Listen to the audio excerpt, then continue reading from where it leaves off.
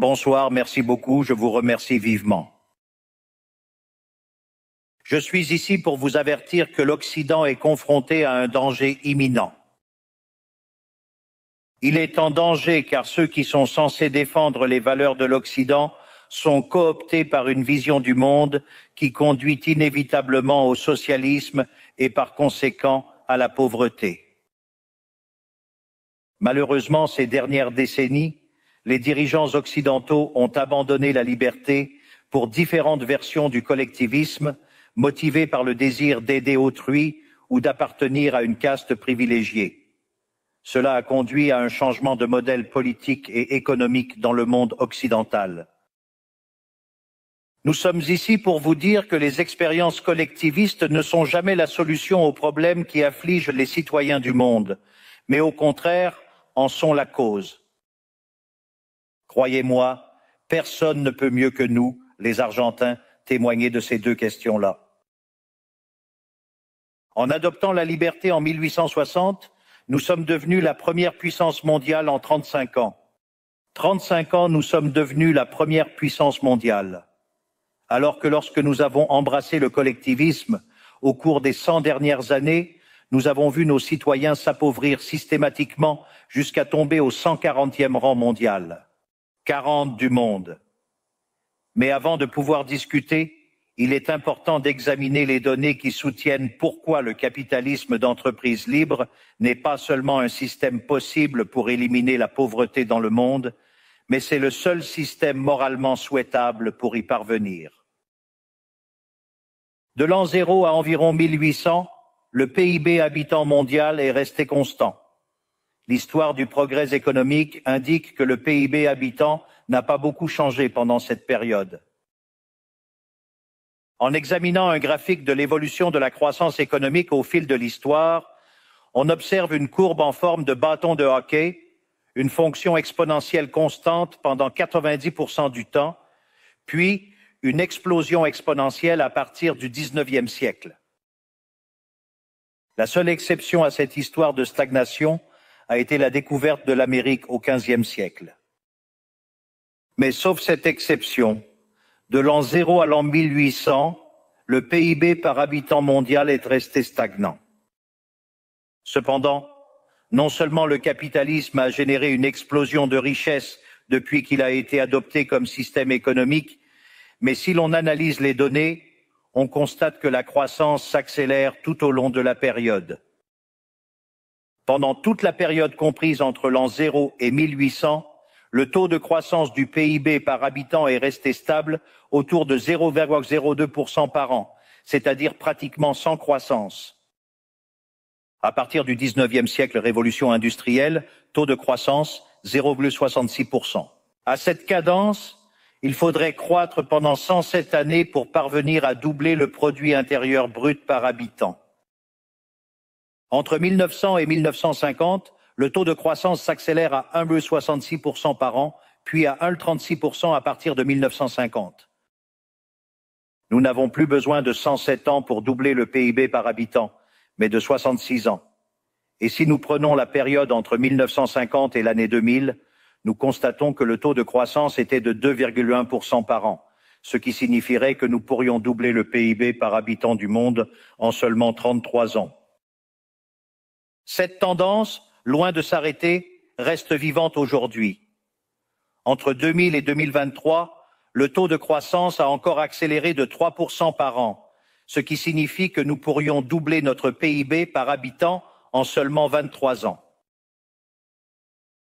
Cependant, en étudiant le PIB par habitant depuis 1800 jusqu'à aujourd'hui, on observe qu'après la révolution industrielle, le PIB par habitant mondial a été multiplié par plus de 15 fois, ce qui a permis de sortir 90% de la population mondiale de la pauvreté. Nous ne devons jamais oublier qu'en 1800, près de 95% de la population mondiale vivait dans l'extrême pauvreté, tandis que ce chiffre est tombé à 5% en 2020, avant la pandémie. La conclusion est évidente. Le capitalisme de libre entreprise est le seul outil pour mettre fin à la faim, à la pauvreté et à l'indigence à travers le monde. Les preuves empiriques sont indéniables. Comme il ne fait aucun doute que le capitalisme de libre marché est supérieur en termes de productivité, la doxa de gauche attaque le capitalisme pour ses questions de moralité, disant que c'est injuste, selon ses détracteurs. On dit que le capitalisme est mauvais car il est individualiste et que le collectivisme est bon car il est altruiste avec les autres. Et donc, il lutte pour la justice sociale. Mais ce concept à la mode dans le monde développé ces derniers temps est une constante du discours politique dans mon pays depuis plus de 80 ans. Le problème est que la justice sociale n'est pas juste, mais elle ne contribue pas non plus au bien-être général. En revanche, c'est une idée intrinsèquement injuste, car elle est violente. C'est injuste car l'État est financé par les impôts, prélevés de manière coercitive. Comment prétendre qu'un de nous paie volontairement les impôts? L'État se finance par la coercition. Plus la charge fiscale est élevée, plus la coercition est grande, moins la liberté est grande. La justice sociale redistribue l'économie en partant de l'idée d'un gâteau réparti différemment par les partisans de cette cause. Mais ce gâteau coûte cher, c'est une richesse générée par un processus de découverte de marché, selon Israël Kirchner. Si le bien ou le service offert par une entreprise n'est pas souhaité, elle fait faillite sans s'adapter à la demande du marché. Si vous produisez un produit de qualité à un bon prix, vous réussirez et produirez davantage. Le marché est un processus de découverte où le capitaliste trouve la bonne direction. Si l'État punit le capitaliste pour son succès et le bloque dans ce processus de découverte, il détruit ses incitations et la conséquence sera moins de production et un gâteau plus petit, préjudiciable à la société. Le collectivisme, en entravant la découverte et l'appropriation de ce qui a été découvert, limite l'entrepreneur et l'empêche de produire de meilleurs biens et services à un meilleur prix. Pourquoi les institutions, la politique et la théorie économique diabolisent-elles un système économique qui a sorti 90% de la population mondiale de l'extrême pauvreté, qui le fait de plus en plus rapidement et qui est juste et moralement supérieur? Grâce au capitalisme, le monde est actuellement à son apogée. Jamais dans l'histoire de l'humanité, il n'y a eu plus de prospérité qu'aujourd'hui. Le monde actuel est plus libre, plus riche, plus pacifique et prospère que jamais dans notre histoire. Cela est vrai pour tous, mais en particulier pour les pays qui sont libres, où ils respectent la liberté économique et les droits de propriété des individus. Parce que les pays qui sont libres sont 12 fois plus riches que les opprimés. Le dire plus bas, la distribution des pays libres vit mieux que 90% de la population des pays réprimés. Il a 25 fois moins de pauvres dans le format standard et 50 fois moins dans le format extrême. Et comme si cela ne suffisait pas, les citoyens des pays libres vivent 25% de plus que ceux des pays réprimés.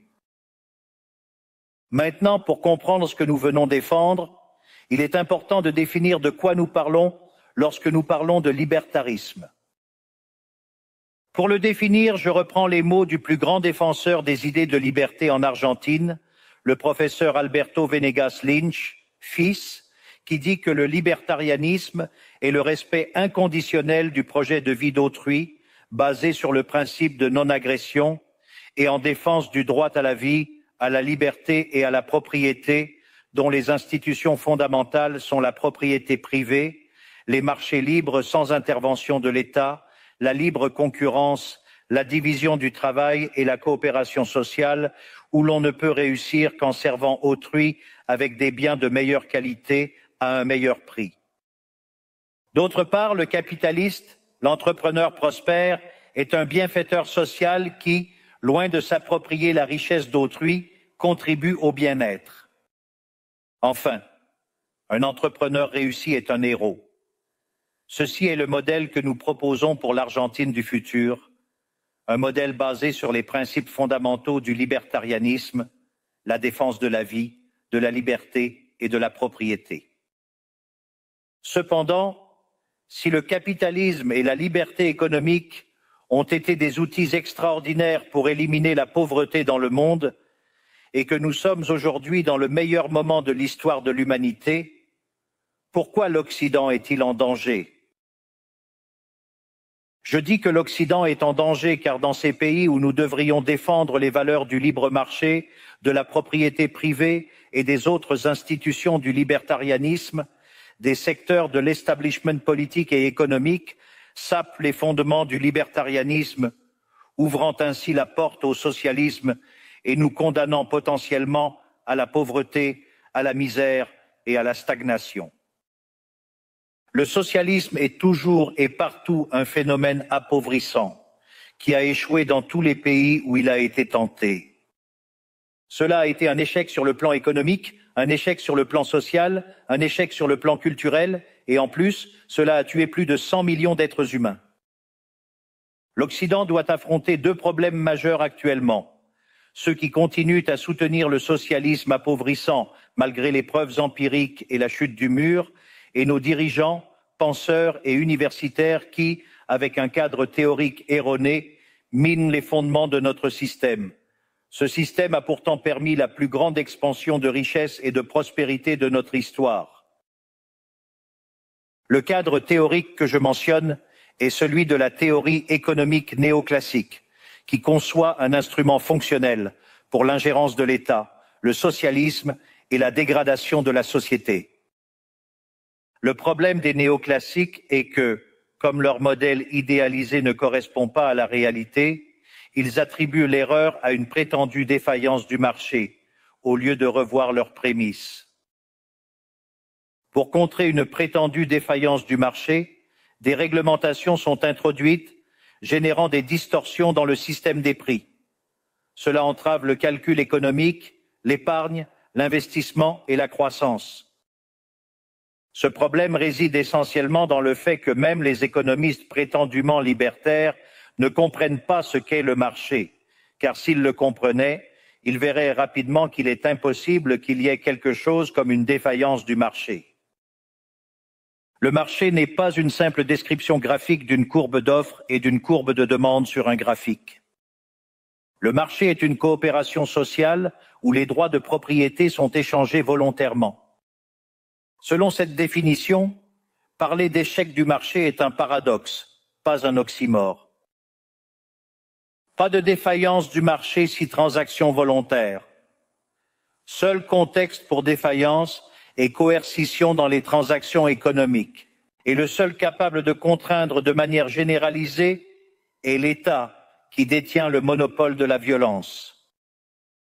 Si quelqu'un pense qu'il y a une défaillance du marché, je recommanderais de vérifier s'il y a une intervention de l'État. Si vous constatez l'absence d'intervention de l'État, refaites l'analyse, car cela est probablement incorrect. Les défaillances du marché n'existent pas. Un exemple des prétendus échecs du marché décrits par les néoclassiques est la concentration des structures économiques.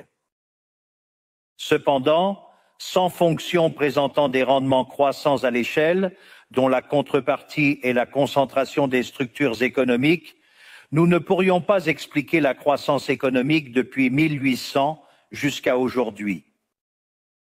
Voyez comme c'est intéressant. Depuis 1800, la population a été multipliée par plus de 8 ou 9 fois, tandis que le produit par habitant a augmenté de plus de 15 fois. Cette croissance démographique et économique témoigne d'un développement majeur au cours des 2 derniers siècles. Cela signifie des rendements croissants. Cela a réduit l'extrême pauvreté de 95% à 5%. Cependant, cette présence de rendements croissants implique des structures concentrées, ce qui serait appelé par exemple un monopole économique dans certains cas spécifiques et restreints. Pourquoi est-ce que quelque chose qui a généré autant de bien-être est considéré comme un échec du marché selon la théorie néoclassique? Économistes néoclassiques, sortez de la boîte. Quand le modèle échoue, il ne faut pas se fâcher avec la réalité, il faut se fâcher avec le modèle et le changer. Le modèle néoclassique est confronté au dilemme de vouloir améliorer le marché en attaquant les échecs. mais cela ouvre les portes du socialisme et compromet la croissance économique. Exemple, réglementer les monopoles et réduire leurs bénéfices détruirait les rendements croissants, ce qui aurait un impact négatif sur la croissance économique.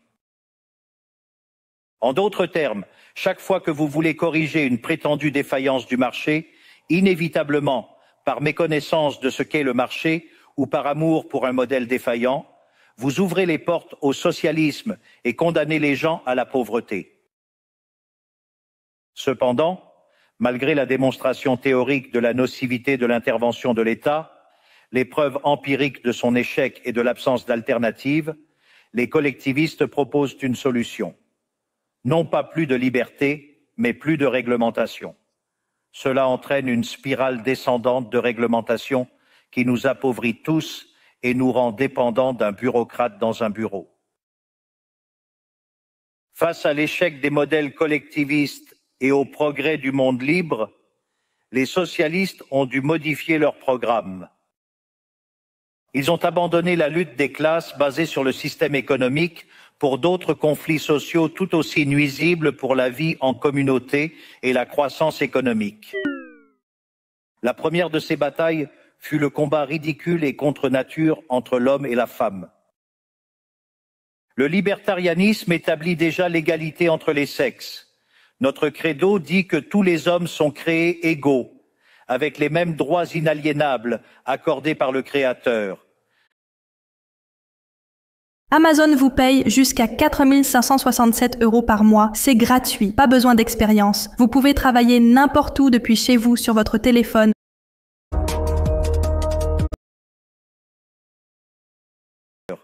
La vie, la liberté et la propriété. Je suis en désaccord avec une plus grande intervention de l'État pour entraver le processus économique et donner du travail aux bureaucrates qui n'ont rien apporté à la société, que ce soit sous forme de ministère de la femme ou d'organismes internationaux dédiés à promouvoir cet agenda. Un autre conflit que les socialistes posent, l'homme contre la nature. Ils soutiennent que les humains endommagent la planète et qu'elle doit être protégée à tout prix, même en plaidant pour le contrôle de la population ou l'agenda de l'avortement. Malheureusement, ces idées nocives ont fortement imprégné notre société. Les néo-marxistes ont su s'approprier le bon sens de l'Occident. Ils ont réussi cela grâce à l'appropriation des médias, de la culture, des universités et oui, aussi des organismes internationaux. Ce dernier cas est peut-être le plus grave, car ces institutions ont une énorme influence sur les décisions politiques et économiques des pays membres de ces organismes. Heureusement, nous sommes de plus en plus nombreux à oser prendre la parole, car si nous ne combattons pas ces idées, le seul destin possible est d'avoir de plus en plus d'États, de réglementation, de socialisme, de pauvreté, moins de liberté et par conséquent, un niveau de vie plus bas. L'Occident a déjà commencé à emprunter ce chemin. Cela peut sembler ridicule de dire que l'Occident s'est tourné vers le socialisme, mais cela n'est ridicule que si l'on se limite à la définition économique traditionnelle du socialisme, qui établit qu'il s'agit d'un système économique où l'État est propriétaire des moyens de production. Selon moi, il serait judicieux de mettre à jour cette définition pour qu'elle reflète les circonstances actuelles. Aujourd'hui, les États n'ont pas besoin de contrôler les moyens de production pour contrôler la vie des individus. Avec des outils comme l'émission monétaire, l'endettement, les subventions, les taux d'intérêt, les contrôles des prix et les réglementations pour corriger les échecs du marché, ils contrôlent des millions d'êtres humains. C'est ainsi que nous en sommes arrivés au point où, sous différents noms ou formes, la plupart des offres politiques généralement acceptées dans la plupart des pays occidentaux sont collectivistes. Qu'ils se déclarent ouvertement communistes, fascistes, nazis, socialistes, sociodémocrates, nationaux-socialistes, démocrates chrétiens, keynésiens, néo-keynésiens, progressistes, populistes, nationalistes ou mondialistes. En réalité, aucune différence importante. Tous soutiennent que l'État doit diriger tous les aspects de la vie des individus. Toutes définissent un modèle opposé à celui qui a mené l'humanité au progrès le plus marquant. Nous venons ici aujourd'hui pour inviter les autres pays de l'Occident à reprendre le chemin de la prospérité. La liberté économique, le gouvernement limité et le respect de la propriété privée sont essentiels pour la croissance économique. L'appauvrissement par le collectivisme n'est ni fantaisie ni fatalisme, mais réalité incontestable. C'est une réalité que les Argentins connaissent depuis au moins une centaine d'années. Puisque déjà vécu, déjà traversé, car comme dit avant, depuis abandonné modèle de liberté qui nous avait enrichis, pris dans spirale descendante ou chaque jour toujours plus pauvre. C'est ainsi. Nous l'avons déjà vécu et nous sommes là pour vous avertir des conséquences si les pays de l'Occident, riches grâce à la liberté, continuent sur cette voie de servitude. L'exemple argentin montre que la richesse, les ressources naturelles, la qualification et l'éducation de la population, ainsi que les réserves d'or de la Banque centrale, n'ont aucune incidence sur la situation économique du pays.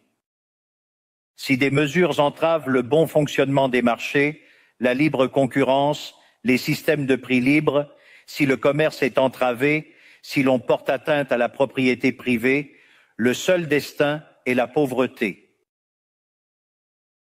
Par conséquent, pour conclure, je tiens à adresser un message à tous les entrepreneurs présents ici et à ceux qui ne le sont pas, mais qui nous suivent de partout dans le monde. Ne vous laissez pas intimider par la classe politique ni par les parasites qui vivent de l'État. Ne vous fiez pas à une classe politique qui veut se perpétuer au pouvoir et maintenir ses privilèges. Vous êtes des bienfaiteurs sociaux. Vous êtes des héros. Vous êtes les créateurs de la période de prospérité la plus extraordinaire. Qu'ils ignorent que leur ambition est immorale. Gagner de l'argent en offrant un meilleur produit, un meilleur prix, contribue au bien-être général. L'État ne donne pas d'avance. L'État n'est pas la solution. L'État est le problème lui-même. Vous êtes les vrais protagonistes de cette histoire et sachez qu'à partir d'aujourd'hui, vous avez l'Argentine comme alliée. Merci beaucoup et vive la liberté, bordel!